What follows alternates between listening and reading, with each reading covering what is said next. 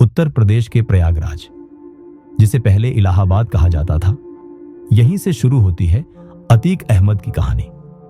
अतीक अहमद का जन्म एक सामान्य मुस्लिम परिवार में हुआ। उसका बचपन गरीबी में व्यतीत हुआ, लेकिन अतीक शुरुआत से ही महत्वाकांक्षी व्यक्ति था। अतीक के पिता हाजी फिरोज के यहां तांगा चलाते थे, लेकिन अतीक की प्रवृत्ति अपराध की ओर झुकने लगी। मात्र 17 साल की उम्र में अतीक पर हत्या का आरोप लगा। उम्र बढ़ने के साथ साथ जुर्म की दुनिया में अतीक का नाम भी बढ़ने लगा। रंगदारी, जमीन पर कब्जा, हत्या समेत कई मामलों में उसका नाम सामने आया, लेकिन हर बार वह कानूनी दांव पेंच में बच निकलता था। 90 के दशक में प्रयागराज और आसपास के इलाकों में गैंगवार और वसूली आम बात हो चुकी थी। अतीक अहमद ने अपना गैंग खड़ा किया। उसका नाम जुड़ने लगा जमीन कब्जा, अपहरण, रंगदारी और हत्या के मामलों से। धीरे धीरे वह इलाके का प्रभावशाली अपराधी बन गया। लोग उससे डरने लगे। पुलिस रिकॉर्ड में उस पर 100 से अधिक आपराधिक मामले दर्ज हो चुके थे, लेकिन इसी दौरान उसने राजनीति को भी अपनी ढाल बनाना शुरू किया। अतीक अहमद ने चुनाव लड़ा।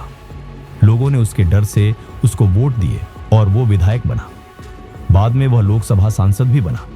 अब उसके पास थी अपराध की ताकत, राजनीति की शक्ति और प्रशासनिक पहुंच। उसके समर्थक उसे नेता कहते थे और विरोधी उसे माफिया कहते थे। सरकारी तंत्र कई बार उसके आगे कमजोर दिखा।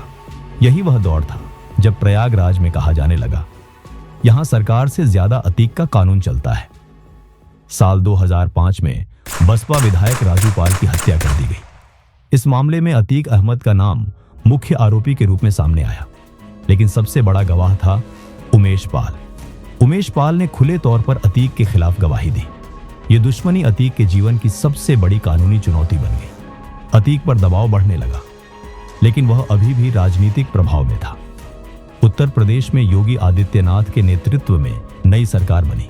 सरकार का ऐलान था, माफिया और अपराधियों के खिलाफ सख्त कार्रवाई होगी। इसके बाद अतीक अहमद की संपत्तियों पर कार्रवाई हुई। अवैध निर्माण गिराए गए और पुराने केसों को फिर से खोला गया। सरकारी नीति अब जीरो टॉलरेंस की ओर बढ़ रही थी। अतीक को गुजरात की साबरमती जेल में रखा गया। सरकार का दावा था, कानून के तहत कार्रवाई हो रही है। विपक्ष का कहना था, यह राजनीतिक प्रतिशोध है। सचिन दोनों के बीच कहीं था। कानून अब सक्रिय हो चुका था। फरवरी 2023 में उमेश पाल की हत्या कर दी गई। दिन दहाड़े सुरक्षा के बावजूद उसे गोली मारी गई। जांच में अतीक अहमद और उसके बेटे का नाम आया। यह केस सरकार के लिए प्रतिष्ठा का सवाल बन गया। मुख्यमंत्री योगी आदित्यनाथ ने कहा, अपराधी कितना भी बड़ा क्यों ना हो, उसे छोड़ा नहीं जाएगा, मिट्टी में मिला देंगे। अब अतीक पर कानूनी शिकंजा सबसे ज्यादा कस चुका था। अतीक अहमद को गुजरात की जेल से प्रयागराज लाया गया। सुप्रीम कोर्ट के आदेश पर उसकी पेशी होनी थी। उसे कोर्ट, मेडिकल जांच और पूछताछ के लिए ले जाया जाता रहा। मीडिया हर कदम पर मौजूद थी। सरकार चाहती थी कार्रवाई कानून के दायरे में दिखे और संदेश जाए कि अपराधियों का अंत होगा, लेकिन सुरक्षा व्यवस्था इतिहास की सबसे बड़ी परीक्षा देने जा रही थी। 15 अप्रैल 2023 की रात अतीक अहमद और उसका भाई अशरफ अहमद पुलिस हिरासत में थे। उन्हें मेडिकल जांच के लिए अस्पताल ले जाया जा रहा था। रिपोर्टर सवाल पूछ रहे थे। तभी 3 युवक पत्रकार बनकर उनके पास आए और अचानक उन्होंने गोलियां चला दी।